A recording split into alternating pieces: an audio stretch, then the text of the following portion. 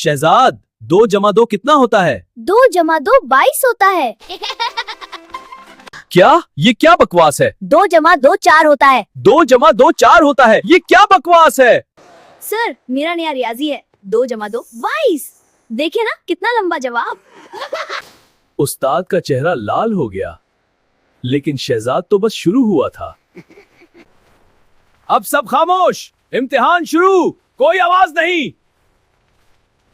इम्तिहान, इम्तिहान। शहजाद, क्लास में खाना?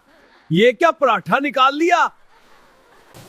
सर, ये मेरा ब्रेन फूड है, आप भी खा लें, आपका दिमाग तेज हो जाएगा। देखिए, गरम गरम पराठा।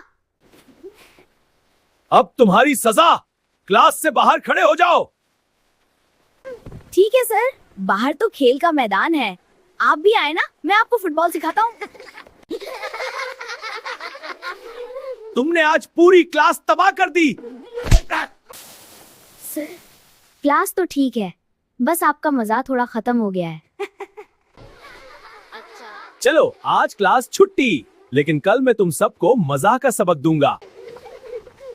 तो दोस्तों, उस्ताद और बच्चे की ये लड़ाई देखकर तुम भी हंस पड़े ना? अगर गीगल कार्टून चैनल पर नया हो तो चैनल को सब्सक्राइब करना ना भूलें और वीडियो को शेयर और लाइक करें।